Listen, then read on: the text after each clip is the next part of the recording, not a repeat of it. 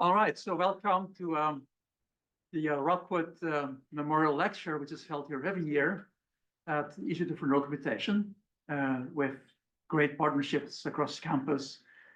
The Institute of Engineering and Medicine has also been participating in this. And so a little brief history, what it's about. So this lecture has been held now over 25 years in memory of Paul Rockwood, who was an INC or UCD alumnus, very much engaged with in the early days of language technologies. Have you heard of large language models?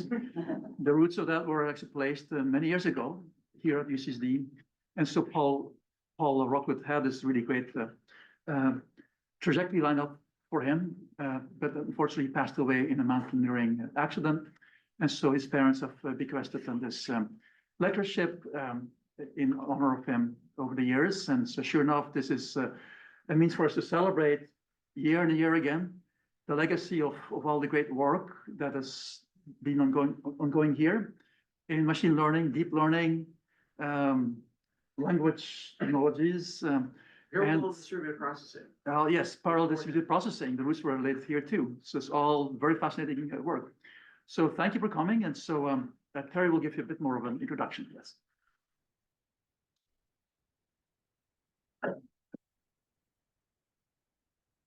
So it's a great pleasure to introduce John Doyle, who is a legend in his own time. And what do I mean by that? What I mean is that ever since he was an undergraduate, he did things differently. He holds a Guinness Book record for the shortest abstract of any scientific paper. I think it was one word. 2 words. 3.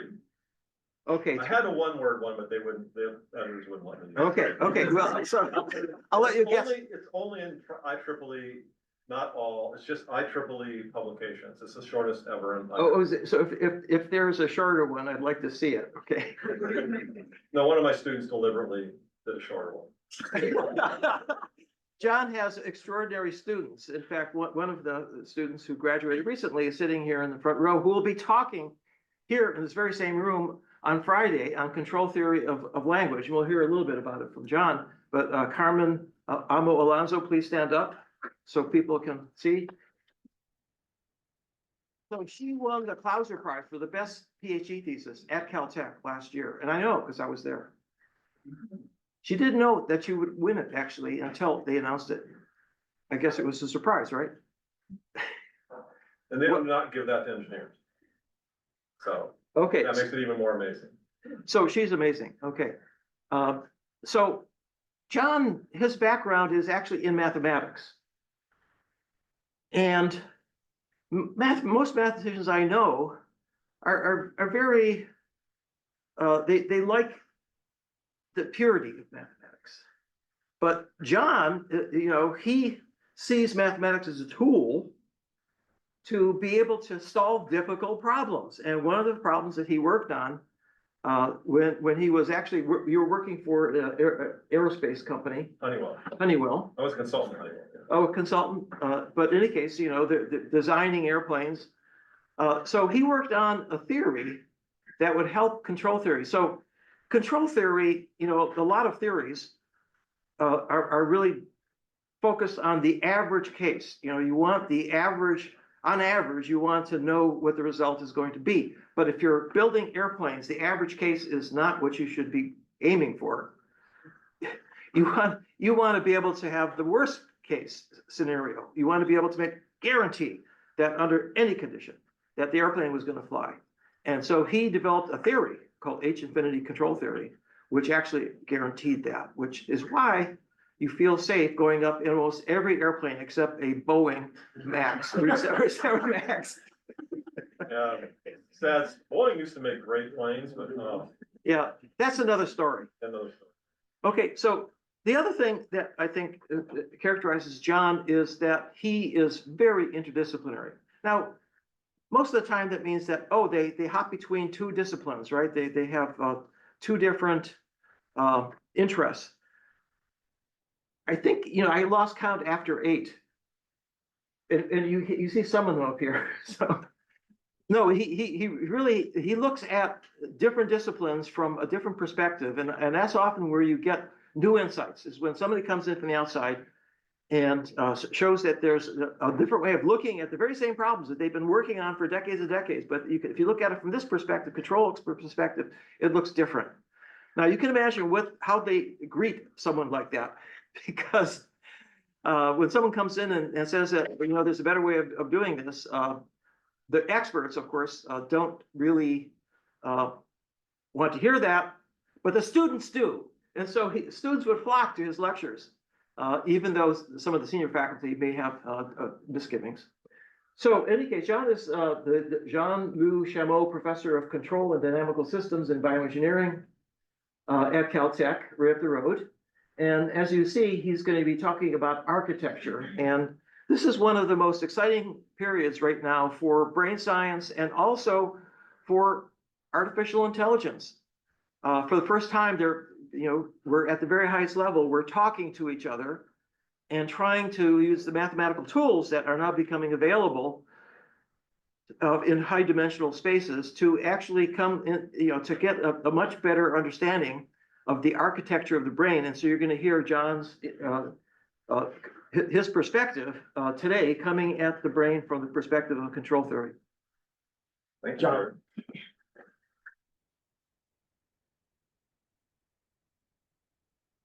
Very, very generous. And actually, as of a few weeks ago, I live in La Jolla.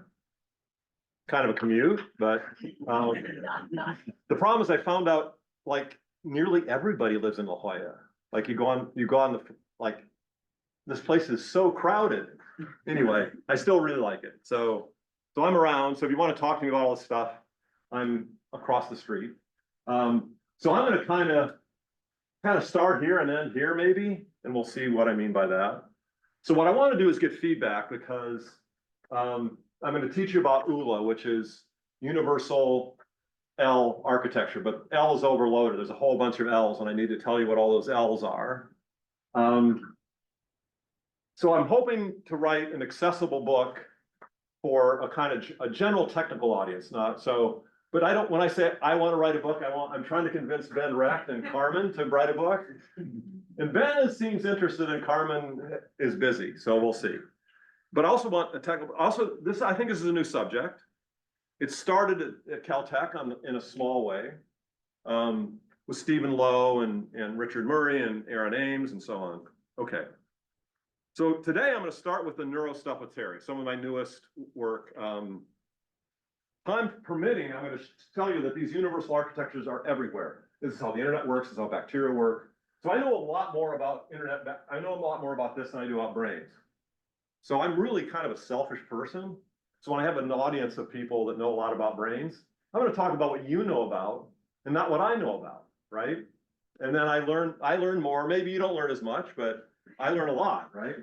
And I'm going to defer. Language is one of the most interesting parts of the story now.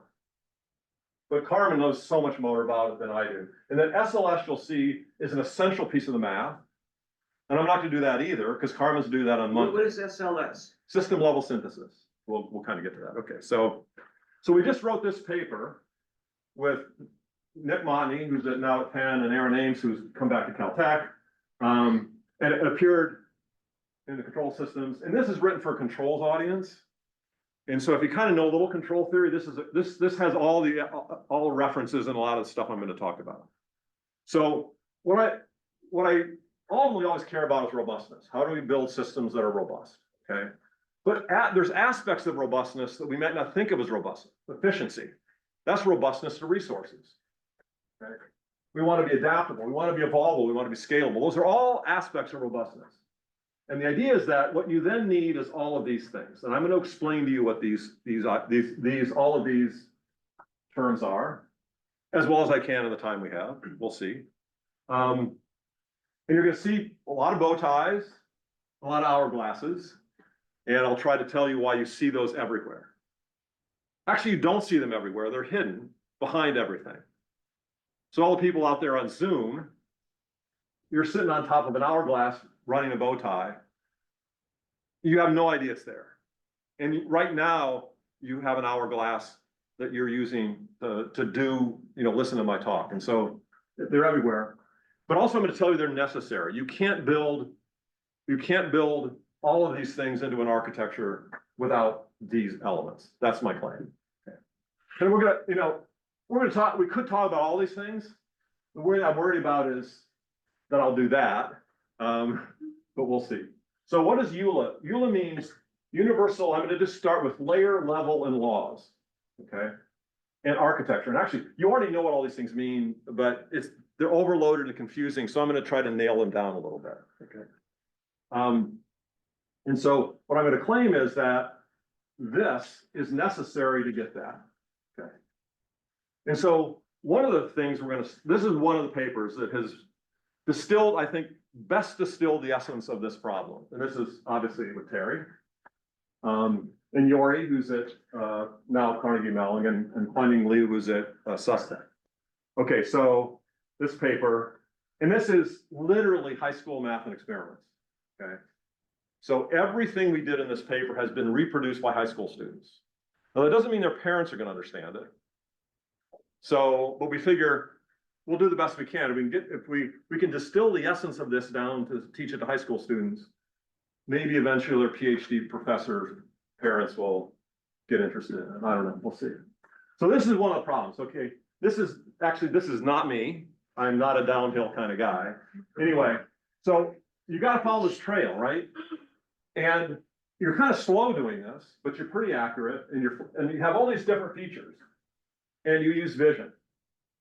But you also have stable virtual dynamics. You don't use vision to stabilize this vehicle, okay? Because what you also got to do is deal with the bumps, okay? And so you do that with a separate layer, which we're going to talk about, which is fast and accurate and has all these features, and it deals with the unstable real dynamics, okay? Now, if you close your eyes, you're going to crash. But if you turn off this system, you're going to crash. Of course, we can't actually do this, so we have to do it in VR, but so this is this paper. So it has all the features, diversity-enabled sweet spots. That's the one point you take away from this is diversity-enabled sweet spots, okay? But then I have to build up how to get there. Layered architectures, and then speed accuracy trade-offs is the thing that is, I think, most important in neuroscience to understand, and we're going to understand the architecture of the brain. Okay. Again, so again, necessary.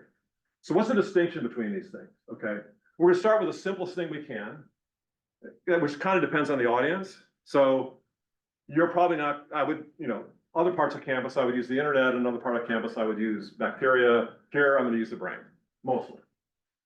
And I'm going to start with 2 layers and 2 levels. Why 2? It's the simplest number bigger than 1, okay? So that's what this does, okay? So, but so this is pretty, we have a VR game and stuff like that, and Gert's high school son played with the game, did some advanced stuff. So it's very much a high school thing.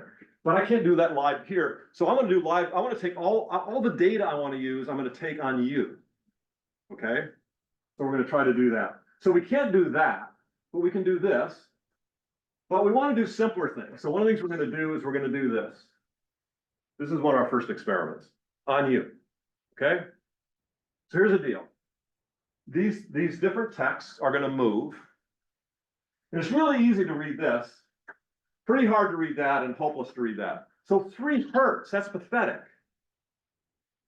Right? You just can't read it. Okay, so now, same thing. Shake your head as hard as you can, and you can still read it. Completely different. Okay? So you can shake your head and you can read any of this shaking your head. But if you hold your head still, you can't read it. So you're shaking your head way faster than 2 hertz, right? How does that work? Okay. Why? Why do we have that system? And then how does it actually work? Okay. Well, we have it because we had to do that. We had to evolve to do this. So we had to be able to run and throw at the same time. And then now you end up being a football quarterback. Okay. So what I'm going to tell you is that you have 2 systems here. You have the object motion, which is slow but flexible and accurate. You're actually using that system to read these slides, which wasn't a subject of evolution, right? You didn't have to read these slides to live in that world, right? But we reuse that stuff, okay? And then you got this fast stuff. So you have these this trade-off in these two systems. But you want to be here, you want to be fast, flexible, and accurate, but you don't have any parts that are. And that's what we're going to try to explore. How do you get here? And that's what architecture does for you, is it gets you a sweet spot that no part gives you. And that's everywhere. So you got this as a simple model. You can make a model of this. This is very high bandwidth, okay? And so it sits here, it's flexible, okay? And then you have this fast stuff on the head, which is in the ear. Again, I'm hoping you kind of already know this, what the vestibular system is, so I'm going to take that for granted. So that's fast, but it's pretty inflexible and accurate. You can't read slides with the vestibular system, okay? Does one thing, okay? So this is a layered architecture. It's kind of a minimal cartoon layered architecture, okay? So the idea is that you have these two things, and then what happens is, when you combine them and put them in a layered architecture, for the things you need to do, they're actually here. So you need to be here to ride that mountain bike. No part does it, but if you just layer those two parts, you can ride the bike, okay? And you can't do it otherwise. And that's what we're gonna wanna understand is, there is no other way to do it out of neural hardware. So if you're stuck with spiking neurons to build that thing, and you don't have silicon, this is the only way you can build a mountain biker. And so you have these two layers, and it turns out what we'll see is that the errors add. So one of the nice things about this is you can do the tasks one at a time. You can do just the trail, or just the bumps. The bumps come out of the motor. You do it separately, and you get errors in each case. And if you do them together, we multiplex that so well that the errors just add. They don't interfere with each other. Add texting and you crash. So we're good at multiplexing these two things. We're not good at multiplexing everything. So there's certain things we can multiplex and there's certain things we can't. There's certain things where we get a diversity sweet spot. There's a lot of cases where we get a diversity shit spot. And we do a lot of that. Humans do a lot of that. Okay. So that's this picture. And so that's our first little look at this, okay?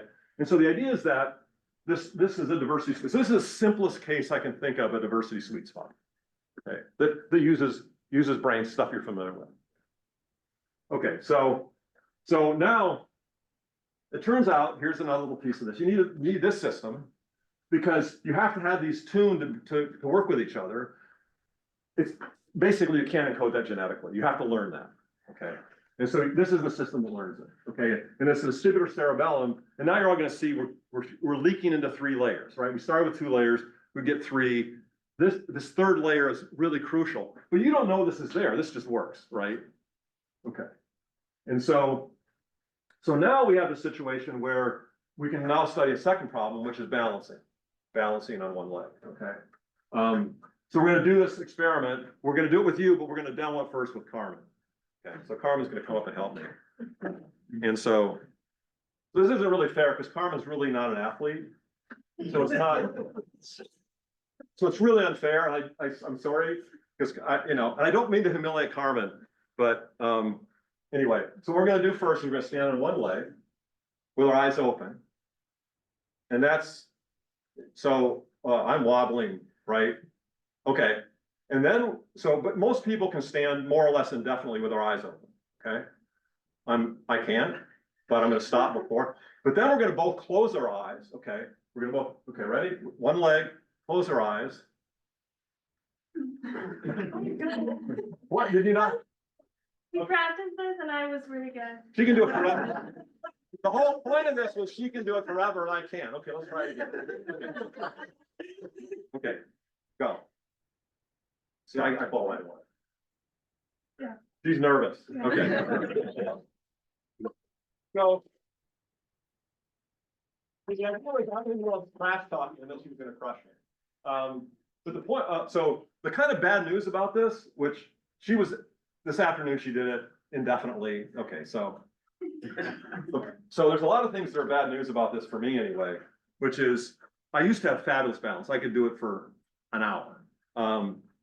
And it turns out how long you can stand on one leg with your eyes closed is correlated very well with how long you have left to live.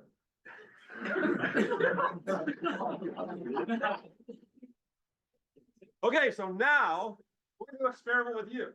Okay, so you don't all have to do this. If you don't want to do it, just stay seated. So what we're gonna do is you're gonna stand up, and we're gonna stand on one leg for a little while, here, with eyes open, right now, here.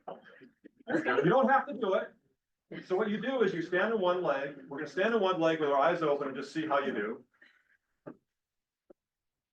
Wow, I'm having a bad day.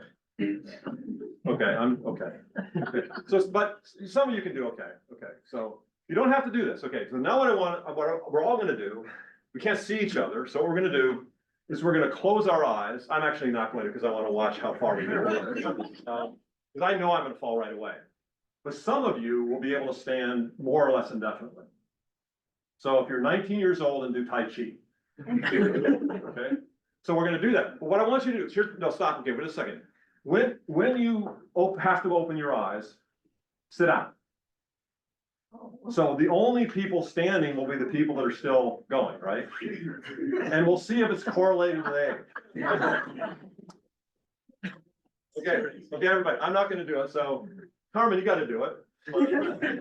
I don't know, Carmen's nervous, because she can do this forever. Okay, ready? Close your eyes, go.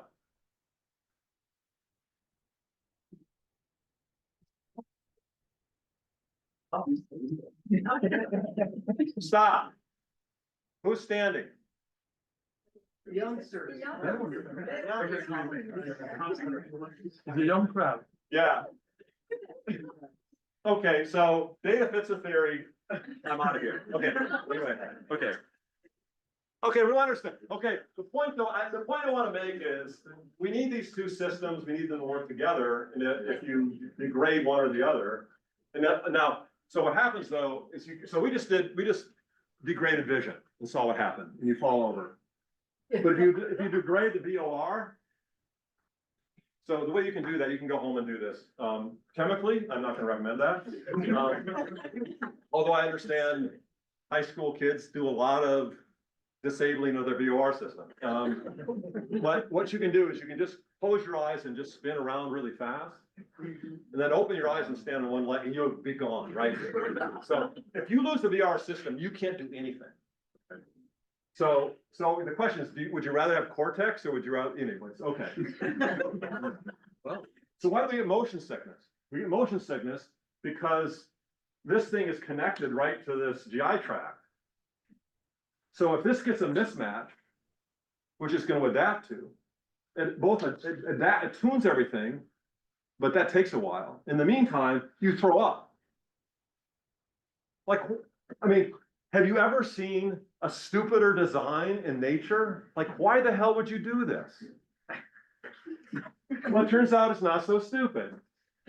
This is the most sensitive poison sensor in your body.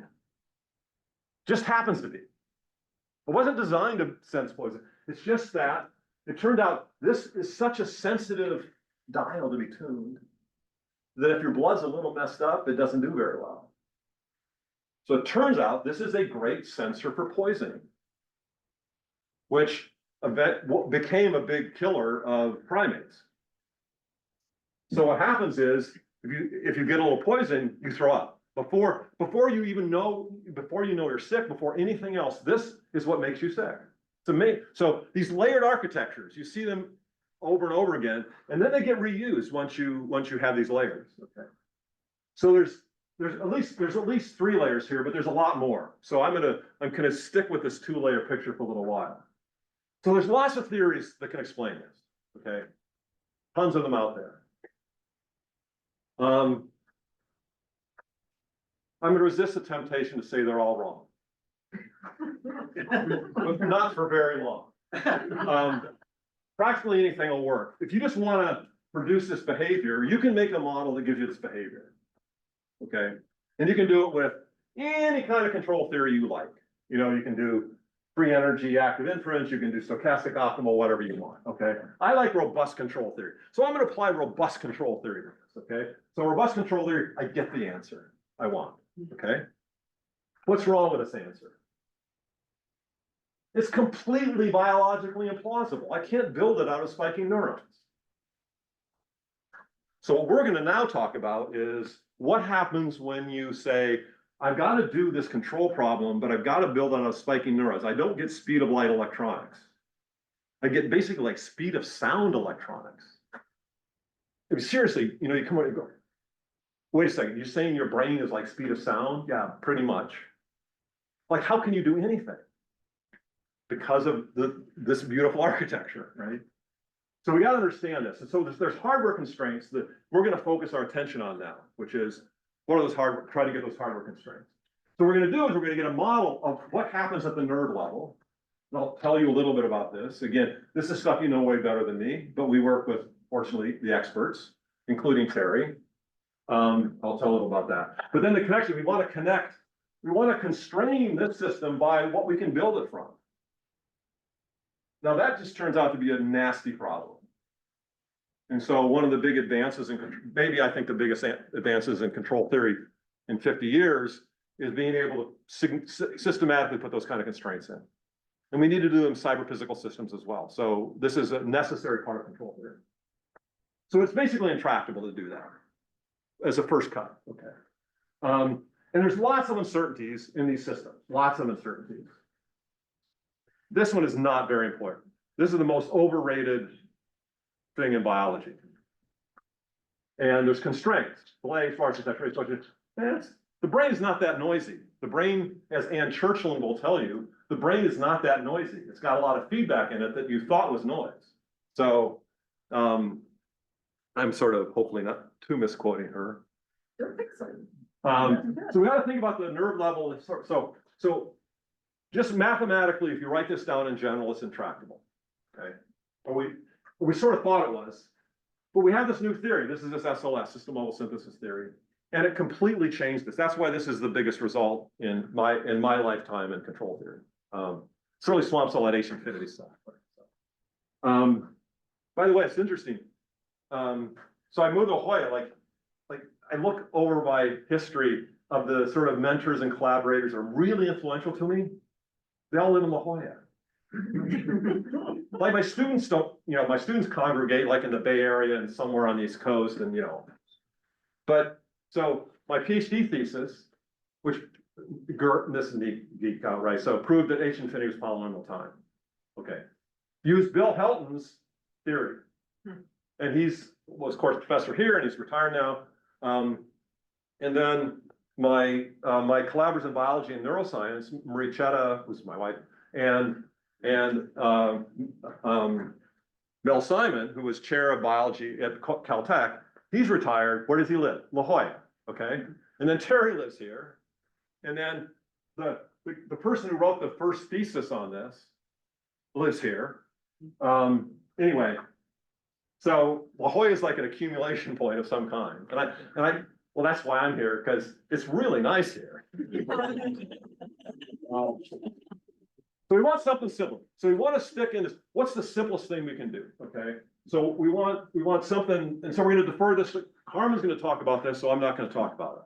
This is my favorite topic, but Carmen is like way better than me, so we'll just leave it go. So Carmen, this is Carmen. So this is the biggest. She won the Clout Doctoral Prize for her thesis, and they really don't like giving this to engineers, but her thesis was so great. And just this tells you both about Carmen and about me. She had 8 papers that went into her thesis, which all sorts of ones, awards, everything, right? Okay. I was a co-author on one of them.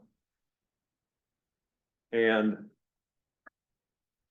so that's my influence on my students, right? Anyway, so what she did is she worked with older students, and then students go and get assistant professorships. They don't have students yet, so they work with the students at Caltech. So it's this great system. And then the older students, so this is a really good, I'm making a suggestion here, which is, so the older students, once they come out, they're senior author on a whole bunch of papers, maybe that have won awards. So their job talk and their job CV looks like a tenure package, right? And then I can be really lazy and not even read the papers. So go. So Carmen's going to talk about distributed localized vulnerability on Monday. In here, okay? So you want to hear about this stuff, Carmen, and I'll tell you why it's so important. Okay, so let me just give you a couple other quick examples. So if we have time, I can go into these. And so this is if I was on the other side of campus, this is what I would talk about. Okay. This is a 3-layer architecture. And there's an hourglass there, and there's a bow tie there, but I have to draw that up. So we get to it, I'll try to tell you about that, but we probably won't get to it. Okay. And then this is a god-awful picture. This is kind of what's in a microbe. That's yeast. We worked on yeast, and E. coli worked on E. coli. Lots more than 3 layers. Lots of layers. And this is an attempt to put metabolism and its control system into one picture. It doesn't work. It's really awful. But I don't know what. So anybody who's into biochemistry, once you listen to this talk, like how the hell do we draw the picture like this for the cell, right? But there's a bow tie in metabolism, and there's an hourglass in control. If we get a little time, I'll sketch out a little more details of this. But this is my favorite example, because this is the first example of architecture that existed. Okay. We don't know what came before it. There's a big gap between chemistry and this. And then there's the EBOs, which is a lot more than 3 layers. And this is the elephants, the bonobos, and the orcas. And you can see my T-shirt in their honor. And this is both an inspiring and a very sad story. And so I will hopefully get to that.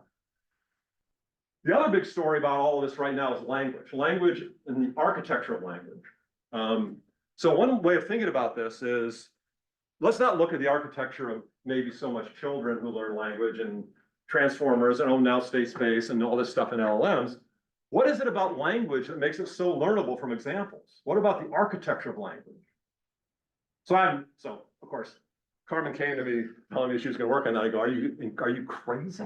Have you ever gone to like a linguistics talk? Anyway, so I said they're gonna pitchforks and so anyway, we'll see. So she plowed ahead, didn't listen to me, as you could probably figure out by now.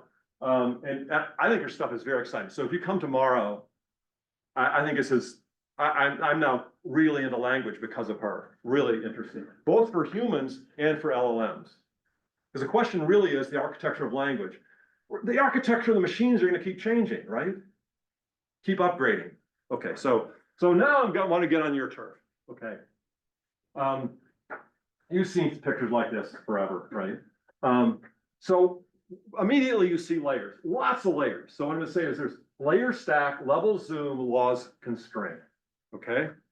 So we're going to do a little zoom, and there's lots more layers in two. But these, this is what you mean by layers. Layers just stack on top of each other. Okay. Software, hardware.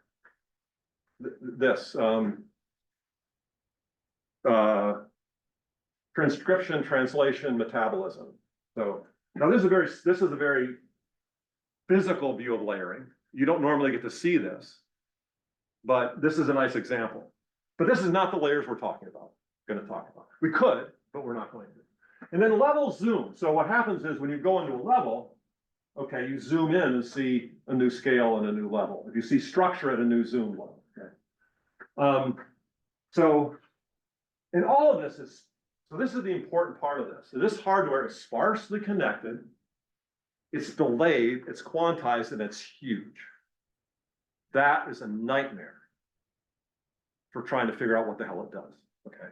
And I'm astonished at the progress you all have made in figuring this out. This is why we have architecture, to build stuff out of this very difficult hardware. And it's incredibly diverse. And what I'm going to claim is that diversity is essential. It's not sort of, some variations and stuff. And it's layers and levels all the way down. Okay. So this might start looking familiar. And so level zoom. So this is, of course, like, I don't know, 40 years old picture, something like with Pat and the same paper with Pat Churchill. Ah, okay. Yes. Okay.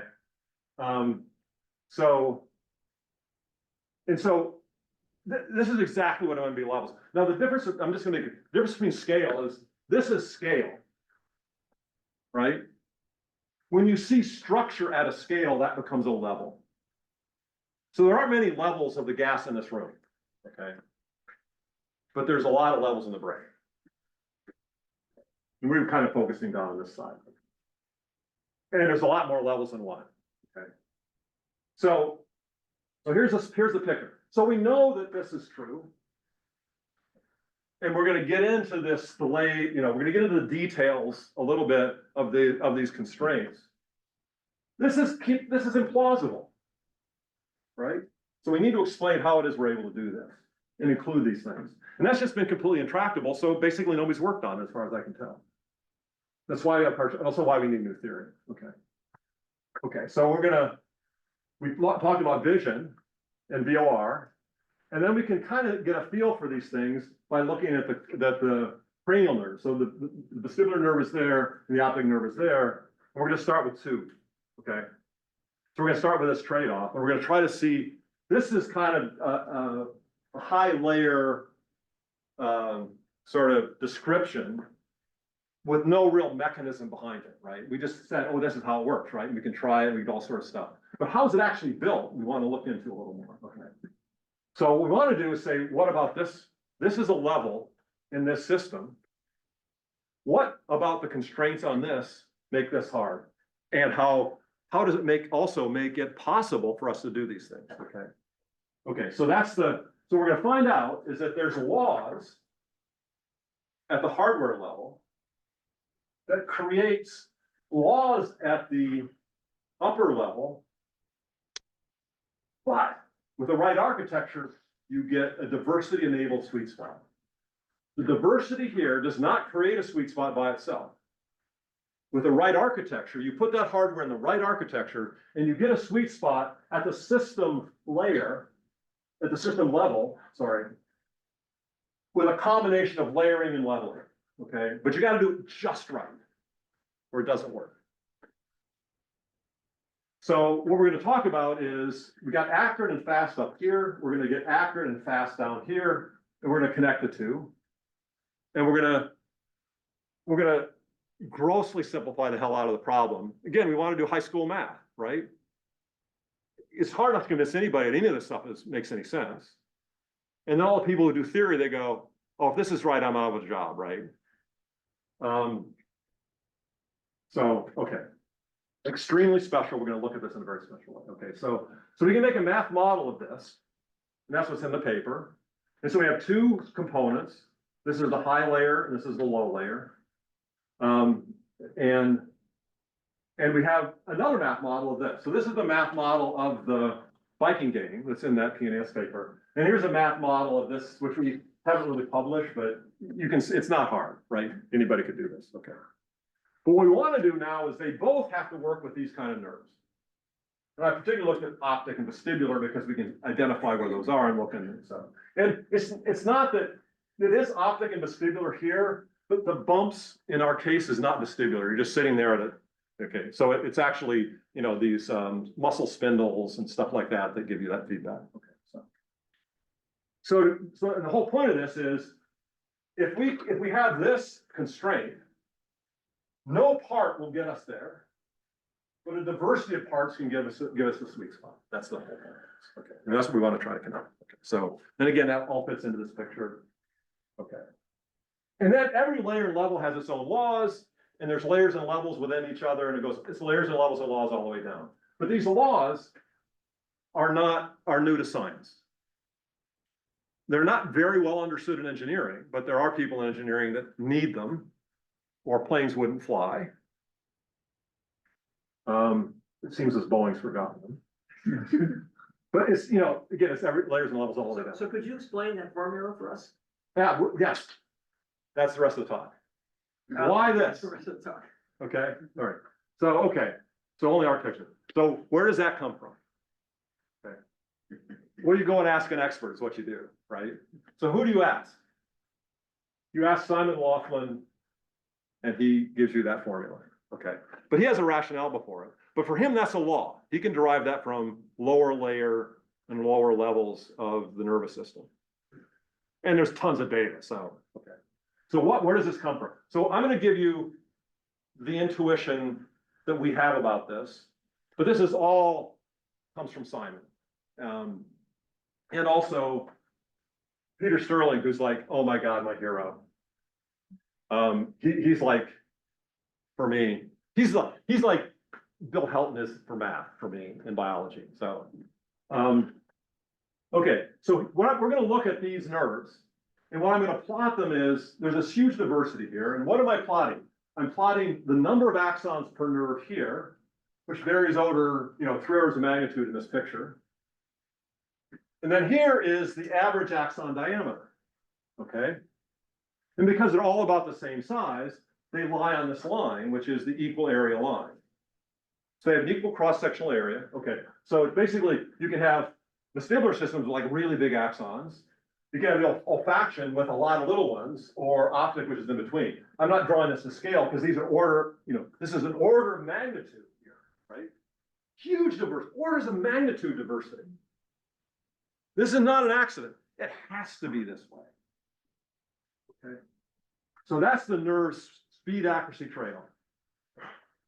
So what I've drawn you as this physical thing, but what I'm going to turn this into is bandwidth and delay. This forces you to have a bandwidth delay trade-off, and that's what. So we wanted this picture, and we had like, oh god,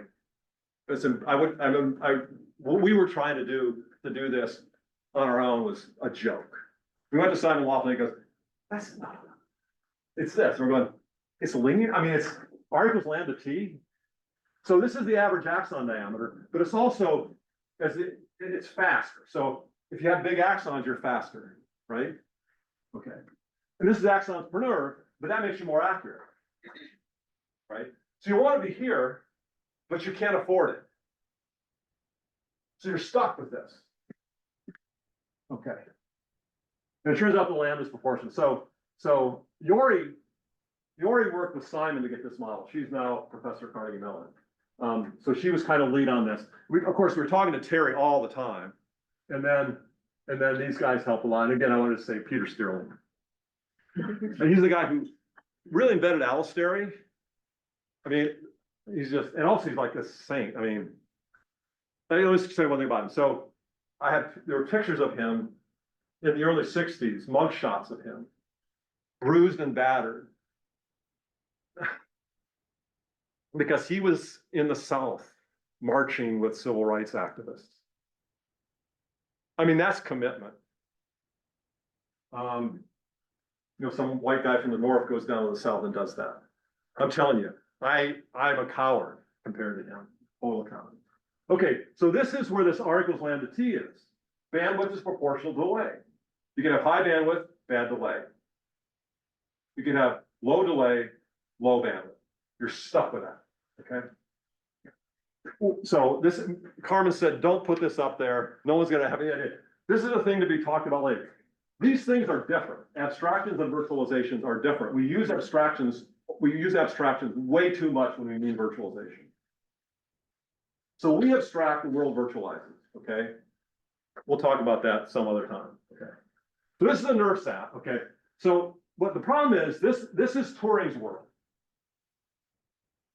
And this is Shannon's world. And they do not work well together, and they dominate our thinking about this problem. And the problem is, don't do what Turing did. Think about what Turing and Shannon would do now. They were, in my mind, they were the theoretical architects of the 20th century, brilliant. My dad's best friend when he was a kid.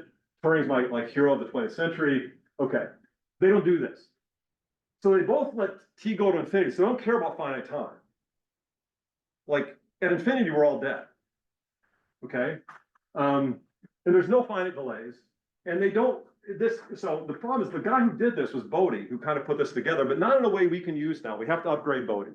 Okay, it turns out Bowtie was Shannon's boss when he wrote his work at Bell Labs. Okay, so these guys are. There's other connections with all these guys, and these are like. This is, when you talk about architecture, these all three thought very deeply about architecture, but in this very fragmented way, and we can't preserve that. We've got to get rid of that fragmentation. Okay.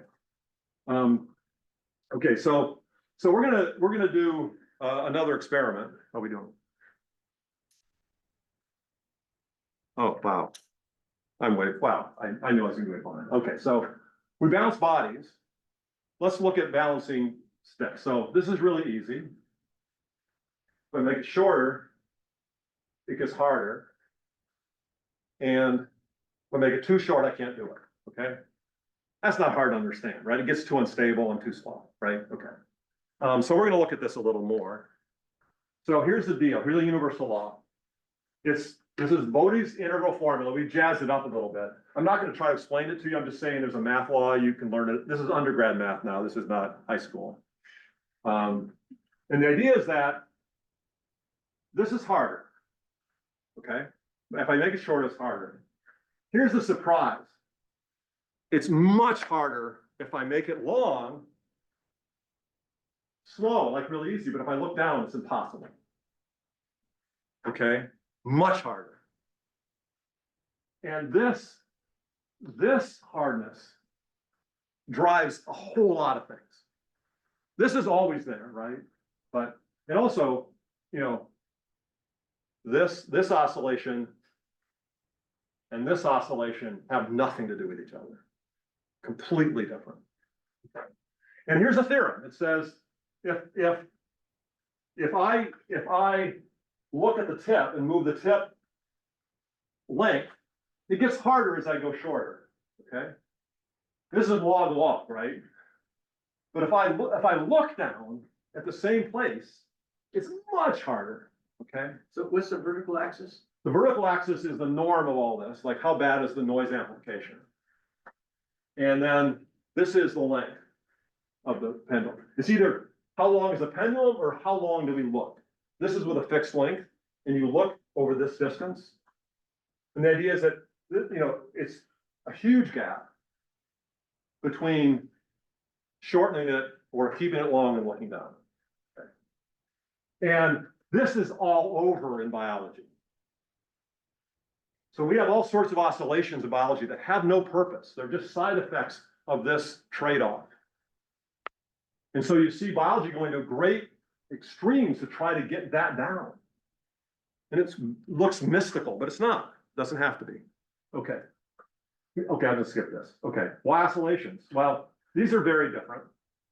And the point is, this tells you that you will, the nature of this formula tells you that you will have oscillations as you make things shorter or you look down, okay? So it won't fail just like falling over. It will oscillate before fall. It's like, I do this, right?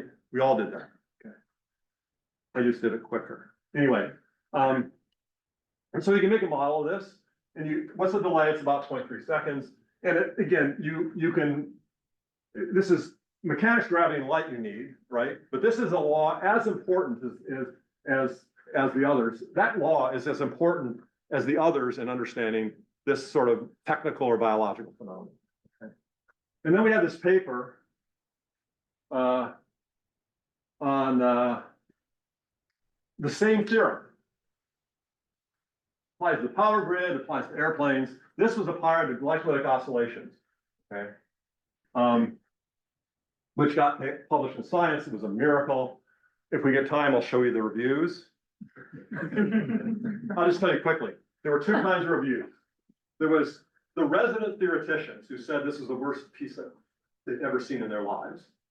And then there was the experimentalists who said, this is the first theory paper that had anything to do with my experiments. So what does the editor do? Normally at Nature, they just think it's awesome. But at Science, they took this seriously, and the editor-in-chief said, we got to know. So they got reviewers, the reviewers, I mean, miracle, we got published. So we've talked about this. And so what I haven't told you about is the bow ties and the hourglasses, okay? But let me just do a little bit more about the speed accuracy trade-off, okay?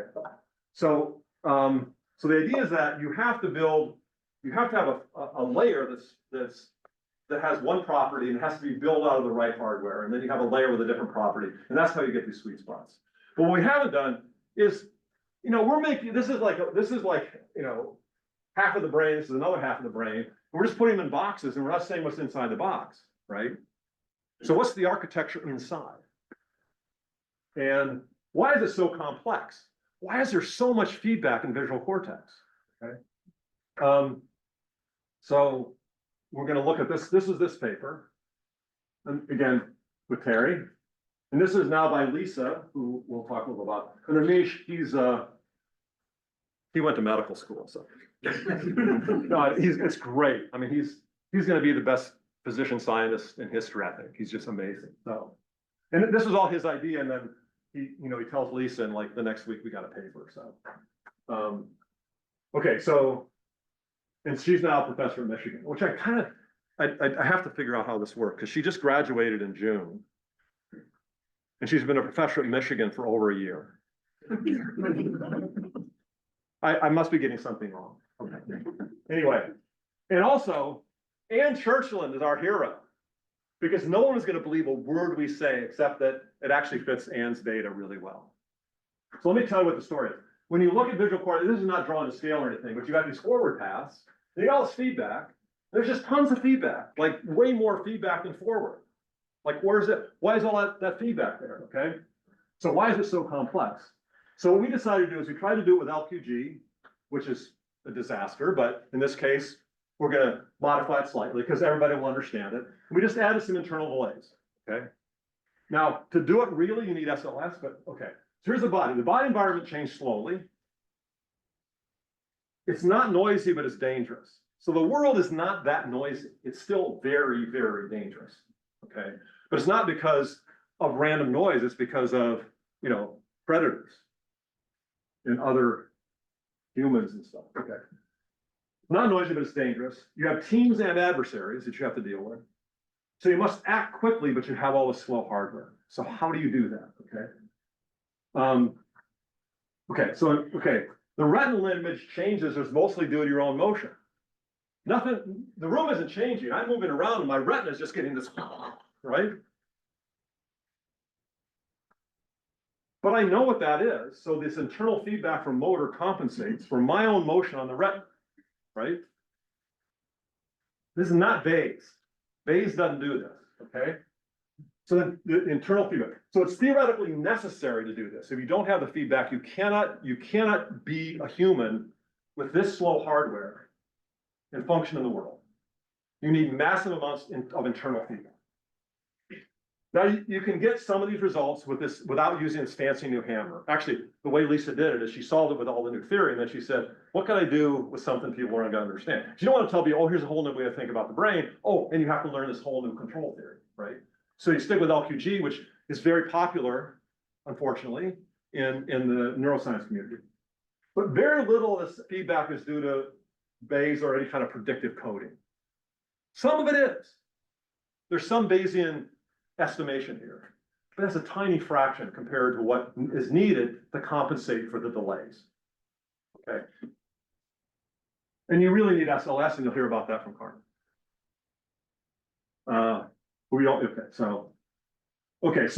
And the idea is that, you've seen all this stuff. This is Bayes and Cohen and all this kind of stuff. And these ideas dominate basically, theoretical neuroscience. Okay. And what we got to do is, it's norm moderate errors. It's not risk neutral, slow, inaccurate. Everything's localized, distributed, delayed. Internal models have to include other agents, both friends and foes, and sparse everything, not just sensing and actuation. Okay. This is the world we live in. And this is some theoretic fantasy that you might get away with in a wind tunnel, maybe. Okay. So all we did here was we kept all of this and just changed this one thing. This was Lisa's idea. She said, this is the thing we care about here, right? We want to explain this. So let's just leave everything else the same. We know it's all wrong. But we don't have to fix everything all at once, right? It's good when I listen to people smarter than me. Okay. This is old hat to me. So I'm an undergrad at Caltech and I'm learning, at MIT, and I'm learning this theory, okay? And I was told that it was robust for free. I'm going, wait, what about robustness? And they're going, no, LPG has guaranteed margins. Don't worry, okay? So I'm an undergrad, I'm going, So my first paper, this is taken from, I just copied it from, this is Stalin, but it's amazing who this looks like. But anyway, this is my first paper, which I did as an undergrad. It took a while to get it. So Guaranteed margins for LPG. This is the shortest abstract in IEEE. There are none. I did have an abstract that was no, and the title was a question, but they said, we need a sentence, so anyway. Well, they said, no, we can't have a one-word abstract, so I gave them 2 words, they said, we can't print that word. And so then I came up with it, so. Now, okay, yeah, okay. Why are we still doing this? Okay, so we have lots, so here's the examples we talked about. We talked about brains. We can talk more about light cells and societies, and I don't see it. I'm out of time. Keep going. I keep going? Okay, I'll keep going. You gotta stop me sometime. So I want to talk about, Carmen's gonna talk about language. I want to talk about cells, the internet, and society real quickly, okay? And this is gonna be really fast, so I just want you to get a flavor for this. And so what I'll do is I'll make a few extra videos that you can stick somewhere for people to go see if they want to see more of this. Okay, evolution. This is evolution, not intelligent design, which is not always great, right? We could use a little more intelligent design. Okay, so what can go wrong? Well, hijackable, right? So I'm not going to show, I'm going to get to this, but these layered architectures are intrinsically hijackable. That's why we have cancer. That's why we have viruses. That's why we have humans. Well, we have the EBOs, which is my shirt. And I want to tell you a little about the EBOs because they're both inspiring and tragic. The inspiring part is, what am I saying? This is stuff they don't do. Do you want any mammals that don't do this? Well, they don't. They don't do any of this stuff. Who does? Chimps. Now, compared to humans, chimps are like minor league in terms of all this stuff, right? I mean, we do this on a scale that chimps would just dream of. And this is a hijacking of a society. And I'm not going to talk about humans. Hopefully it's too obvious how this applies. So all of that, so we're not going to talk about humans. Is there hope? No humans. Because of politics and religion, what I'm going to tell you can't be discussed about humans.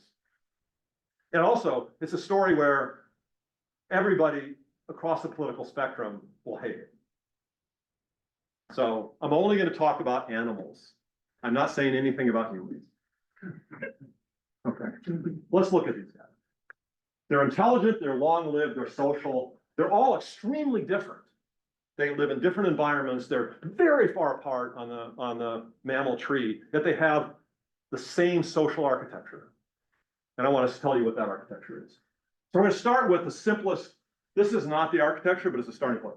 So over here, it's mom and baby. That's the element. And that's what the EBOs have. They build everything around that relationship. Okay. So how that works, mom's in control. No question about who's in control. Mom's in control of the baby and loves the baby, but also makes sure that the resources flow to the baby. So this is an architectural motif. What about these guys? Rule. Resources the other way. This is how patriarchy works. So this isn't matriarchy, because it's not mother rule. It's, I don't know, it's matricura. They don't have a name for this. Now there are matriarchies, and they are just nasty as hell, like meerkats, okay, and hyenas.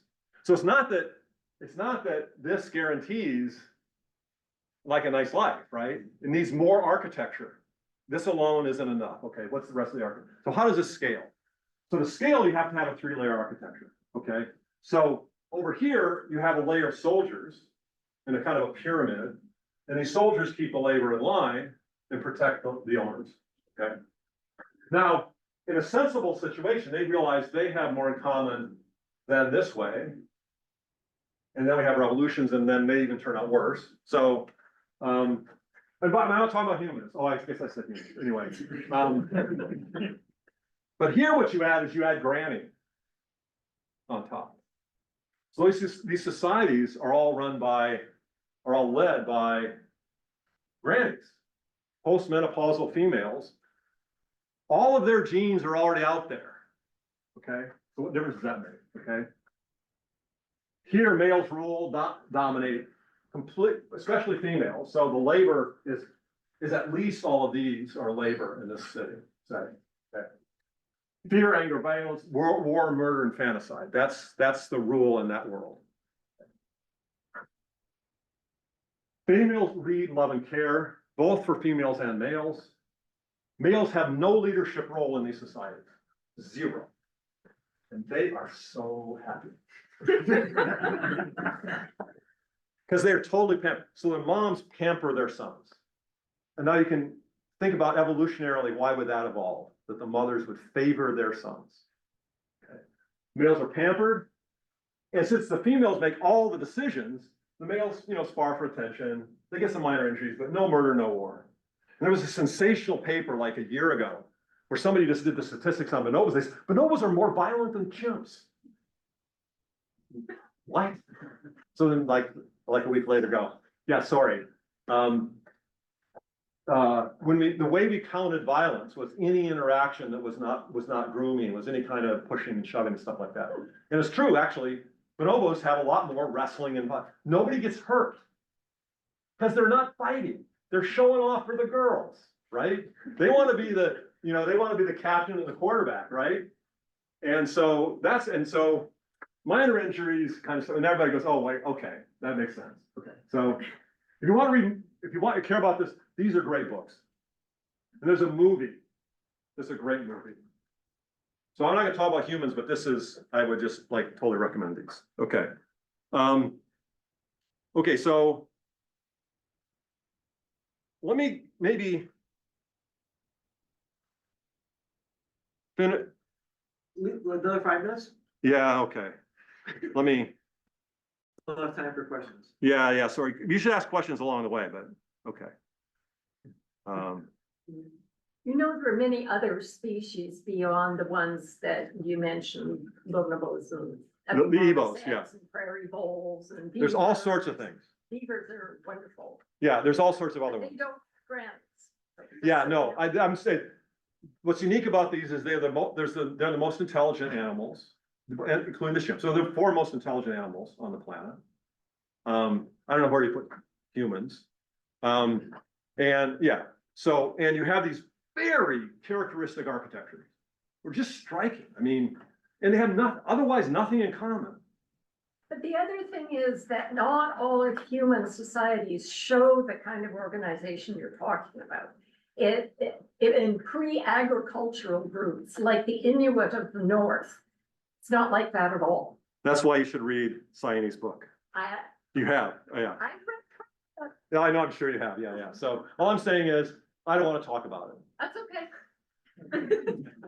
Because brought it here's up. what happens is, you start talking about this and you kind of suggest that actual, biological sex matters. And the whole left side of the room leaves.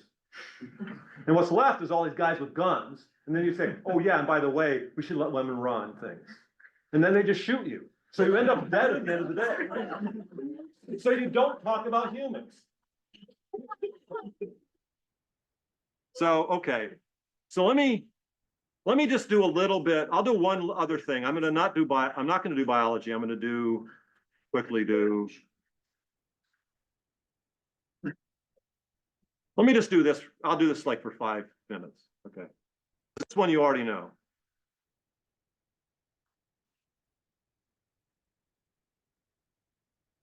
Here we go.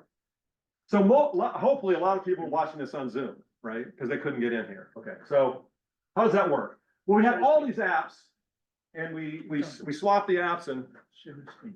what? Oh, Share the screen. oh, sorry.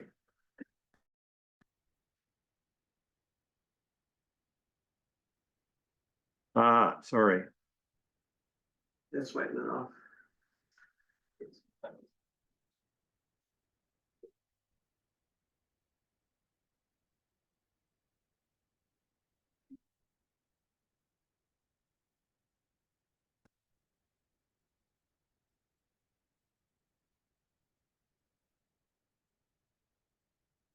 Okay. And you know all the stuff that happened in that little period of time? Hacks are going everywhere, all sorts of stuff. And We have no idea how any of that happened, right? It's okay, some people do, but, okay. So we have this, and so we have this huge number of apps, and we have these apps that run on everything, right? And what tech does is separates these processes. Biology doesn't. These are all mixed up, and that's really hard to study. So we're going to focus on operations. So how does this operate? Okay, and I'm gonna do this really quick. Diverse apps all over the place, right? Diverse hardware. Oh, that's not a good slide. So you got diverse apps running diverse hardware, right? And you can ask really simply, what apps run on which hardware? Okay, so you got these diverse apps, and which runs on every? Wow, oh shit, like everything runs on everything. Okay, so okay, I'm done. Anyway, you can't build this. That's hopeless, right? So that's not what you do, right? I mean, because you got this blob, right? What you do is you do it this way. You have one thing in the middle. Everything talks to that. Everything talks to that. And nobody talks directly to each other. That's how our brains work, right? Started? Okay. This part is incredibly diverse, uniform, and universal. So I call it, it's a bow tie. All right, so this is the hourglass. I keep those things. This is an hourglass. And that's what the operating system is. So one of the big challenges we need to do is figure out what the operating system is of the brain. And you guys know a lot more about that than I do. So this is a control hourglass, okay? And you can swap code, you can swap data. Well, let me just do a real quick thing, which is bacteria invented the same thing, like billions of years ago. It's called phage. So what they do is they package up bits of DNA in these little phages, and these phages go out in the environment, and they give the DNA, and they have this fabulous internet, okay? What went wrong? The phages went rogue, and we call them viruses. And the phages kill half of the bacteria in the ocean every day. So who rules this world? The phage. Why half? That's optimal for the phage, not for the bacteria. Okay, so we have the same problem, right? What's wrong with all of this? It gets hijacked by everything. Okay, so this is a universal picture. Okay, I claim bacteria work like this, the internet works like this. I think our brain works like this, but you know way more about what has to go into this than I do, okay? Which is kind of why I'm here. So one thing is, it's not simple. This is not a simplicity diagram, it's a diversity diagram. This is not simple, right? This is just that OS blown up a little bit. It's got layers and levels. This is Linux kernel, right? Linux kernel is not simple, okay? It's just uniform. Everybody runs the same thing. It doesn't have to be simple, it has to be uniform, okay? And that's this part. Of course, we're all squeezed into that little part there, okay? So you have diversity. There's also an hourglass, which is no matter what data we have, we put it in packets, we send it through the internet, and then we take it out, okay? That's how we do metabolism, that's how we do everything. Uniform and universal, okay? So all virtualized. And when I say virtual, we don't see any of that when we're using it, okay? That is not an abstraction. That's how the system works. Now, we may make an abstraction, so what you're seeing on the slide is an abstraction about something that's in the world, and the virtualization is in the world, and the abstraction is on the slide. That didn't confuse you.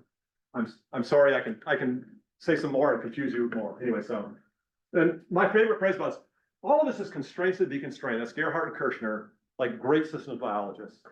They said, what's interesting about this is there's all these constraints in the world that we can't do anything about. But then we add extra. You gotta run TCP/IP, right?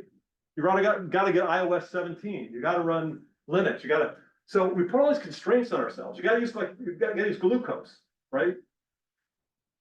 But those deconstrain us because you can now build these diversities. Okay, create diversity sweet spots. Okay, I should probably. And it's all the way down. I mean, if you just look at what's going on in these chips, there's a lot of diversity inside the chips. So you think about virtual memory, right? Incredible diversity, but it all looks like one fast, huge memory. And you look inside, and there's no fast, huge memory. There's fast and there's huge, but there's no fast, huge. But the layered architecture creates this virtualization, so you have virtual memory, and it's fast and huge. Okay, that's everywhere. It's universal. Okay, and I'm hoping, and Terry's hoping, that this is one of the keys to really starting to understand the brain, is understanding this diversity-enabled sweet spot and constraints that deconstrain. That's a way of thinking about things, okay? This is probably an okay place to stop. Carmen, should I stop here? Carmen says I should stop. Okay, questions? Okay, thank you.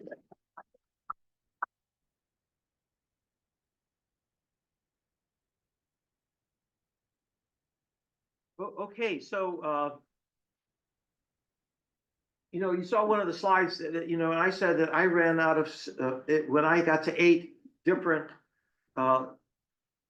architectures in the world. But they're all one. Okay, but, you know, there was like 20, 30 on the slide. So this is what John means by universal. In other words, this may actually explain a lot of diversity between all these different, otherwise very different systems.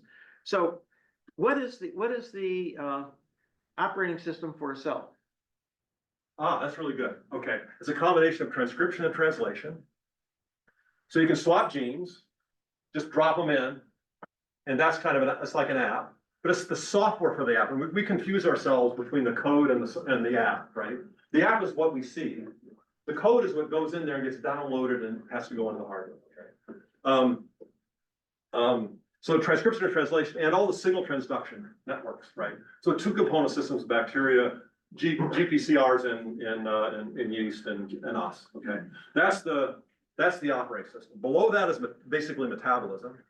On top of that is the swapping genes, okay?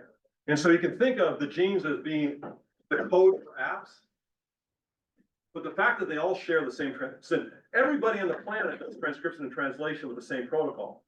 Not the same enzymes. Our ribosomes are all very different. And the transcription's not as different. But, Ribosomes are really different. DNA is the same, right? The DNA, the code, everything's the same. Yeah. And so that is absolutely universal. It's been there for, I don't know, how many billions of years you think it is? Or if your creation is 5,000. But I shouldn't say stuff like that. Anyway, yeah, so that's absolutely universal. And that's why you can swap genes. But it's also hijackable because bad guys put their genes in, right? So it's easy to swap genes, and viruses come and go, oh, I can swap my genes in. Now it's my show, right? And of course, nothing like that would ever happen with the internet. Or society. Okay, so let's take a question from the audience. The black shirt. So, in this example that you showed, right, the OS is the most level of abstraction you chose to define that, right? But if you were to choose a different abstraction, for example, like OSs don't work on every hardware, right? For example, everything is converted to bits, 0s and 1s, and then if you know how to understand the 0s and 1s, you can choose to do whatever you want. So this is just an abstraction you chose to take that apps, OS is in the middle, and then there's hardware. But like that's just an abstraction, right? Like you can. That is an abstraction. You can choose a different abstraction and it would work completely differently, right? It would work badly. Not necessarily, right? If you chose an abstraction where if it's bits and everything needs to be converted. The point is virtualization enables you to choose all sorts of abstractions. So I could give this whole talk and never mention there's even an OS in the brain, right? So I could just not have this in there at all. I could give this whole talk and never mention the vestibulocerebellum, right? Perfectly good talk. It's incomplete. I mean, you're right. So one of the things about virtualization, which is what our brains do and what the internet does for us, and all of our systems since chemistry are highly virtualized. It allows us to make abstractions also. I can have an abstraction of how Zoom works that has nothing to do with how the hardware works. I can make all sorts of abstractions, and virtualization lets me do that. The problem with that is that we can make abstractions that fit the data and are implausible. And so the idea is you really have to understand these layers. And a very common motif is this hourglass, where you have a shared OS, transcription, translation, or TCP/IP, and above and below you have enormous diversity. There's no choice. You don't have a choice here. If you want diversity on the top and you have diversity on the bottom, you can't have all-to-all connections. You have to have an That's the most important where you define the truth above and below. Sorry? Well, how do you define which one is the most important middle point where you go above or below? Like TCP/IP or OS or, Well, you have to study it. I mean, it's not like, it doesn't scream at you because you can't see it. You have to understand how to probe a system in order to find those things. It took us a while to find transcription and translation. I mean, we knew about microbes for a long time before we knew how the internals work. Because you see this thing and it works. We lived for 100,000 years with language. We've used language for 100,000 years. As far as I can tell, no idea how it works. Well, Carmen will tell you how it works. But we've had little idea how it works. And now the nice thing about LLMs is it gives us another system that can learn the same architecture. What is it about the architecture that makes it possible? And it's exactly layers and levels, diversity, it's all the stuff I just talked about. Now, you can make all sorts, because language is entirely virtualized, we can make all sorts of stuff up, and you can see that. You can look at Chomsky's work forever. You can just make up almost anything, it'll fit the data. But it's not biologically plausible. Like I said, I could have done all of this, the whole talk, and fit the data, ignoring the speed accuracy trade-offs at the bottom. Because I live in this virtual world, I can make up anything. The question is, can we be faithful to what's going on at the bottom, what's going on at the top? And that's what I don't think there's a choice. I mean, this is basically it. But the point is, the other thing is, you're actually free to do anything. I mean, people publish all sorts of stuff that's nonsense because virtualization allows you to make abstractions that make no sense. And science is full of them. Anyway, engineering used to be. That's still. Rajesh, go ahead. Go ahead, sorry. I go on rants, kind of. So, Go ahead. yeah. It's a fascinating talk, but I've been struggling throughout your talk on something very fundamental. Is the universal architecture a necessity of our cognition, or is it a necessity that implies a necessity of actual reality? And I think you're implying the latter. And maybe it is not even the necessity of our cognition, but it's the necessity of our language, which requires us to encode whatever we understand into words, and whatever the concept we want to do that. But is there a reason why our need to understand architecturally the world around us imposes a necessity that the world ought to be that way? After all, the life is not engineered. I mean, our engineer systems may be that way. But life is much better. Life has much more interesting and rich architectures than we have yet used. Well, So bacterial cell is not as good as it gets for me. Go ahead, sorry. What I'm asking is a more fundamental question. Is there a need for such an architecture? Yeah, I'm claiming these are necessary. That these bow ties and hourglasses, they're everywhere and they must be everywhere. They're in our supply chains, they're in the internet, they're in every cell on the planet. That's how we understand them. No, that is, you're right. So we have made abstractions of that to help understand them. And all I'm saying is, yeah, that, If you were not there, will these be there? yeah, Okay. that's what I think. I think the point is, what I'm saying is, if this is the hardware and this is what you build, this is how you have to build it. That's a theory. And it's a crazy idea in the sense that you think it's all contingency, but that's what Gerhard Kirchner said, right? It isn't. They wrote a book, I mean, they talk about evolvability.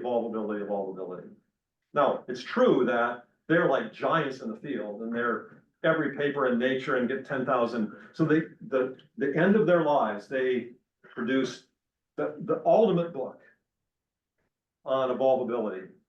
Biologists hate it. So you have a situation where arguably the two best systems biologists on the planet, Gerhard's dead now.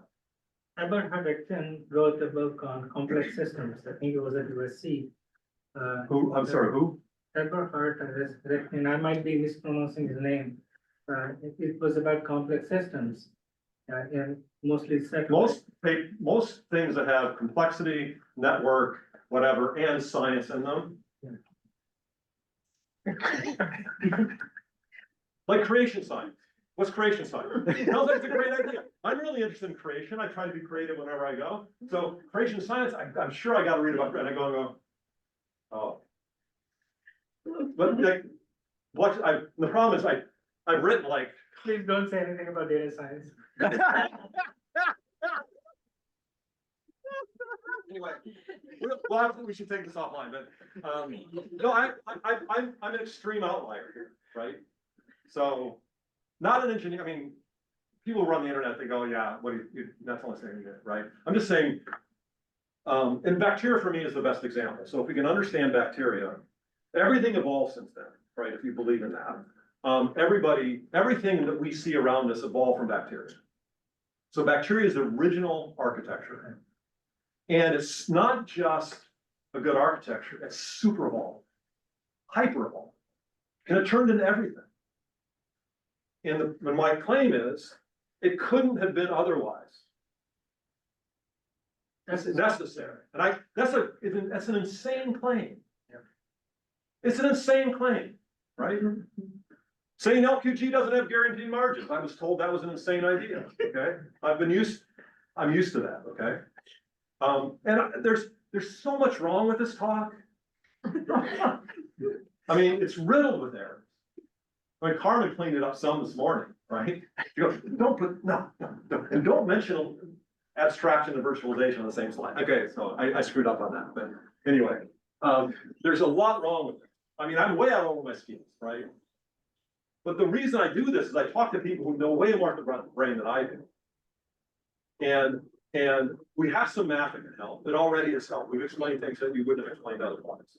Well, it's like, we did this, right? We did this baby stuff. This baby stuff.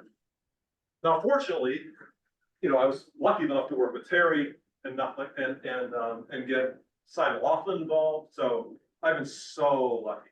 And that's been, I have to admit, my whole career I've been more lucky than smart to have people like Terry, you know, get interested in this stuff. Now everybody thinks Terry's crazy. Good. Have you seen Terry? Like, all that's layers and level stuff? Well, that was long before I met you. Yeah, okay. Okay. Another question here. So you mentioned you can have many models that describe the data. Yeah, They're not all biologically plausible. right. Do you believe that the biologically plausible model is the optimal model? And can it also inspire non-biological models that are equally optimal? Sort of, there's a yes and no to that, right? So I think there are aspects of biology that are provably optimal. Okay? So cyclic oscillations, you could say, oh, it's some accident or something. No. If you want to build glycolysis with these, you need autocatalysis, you need all these different features of enzymes. So you list the constraints that you have to build metabolism. And I'm just taking chemist's word for this, right? Just like it took Simon Laughlin's word for neurons. I have no idea, right? R equals lambda t is what I know about neurons, right? And so, so you put that in, and you have to have oscillation. But they never occur in nature. Why? Because it's in a layered architecture, and the other layers make sure you never get in the regime where you have oscillations. So why do biologists think there are oscillations? Because you take that circuit and you put it in a test tube and it oscillates. So what you want to explain is how it's unavoidable that it does that oscillation, but you never see it in nature. You want to explain all of that. And what you first want to do is be able to say, it's not an accident that it oscillates. It must have that feature. But you're not going to see it in the real world because of the rest of the layered architecture. It's only when you strip away that other control system and you isolate it that you now unmask this fragility. But that's a hard problem. But what I'm saying is, all that is necessary. I'm not saying it's not an accident of evolution, it's not anything else, it's a theorem, right? But boy, I mean, I probably have slides on it, reviews. I mean, they were livid. I mean, Okay, well, I think that was the last question, Okay. and I should tell you, I'm looking here at John's computer, and it says slide 275 of 299, so he has more slides to go. I skipped a lot to get here, sorry. And I had like 500 this morning. Okay, well, thank you very much for all the slides you sent.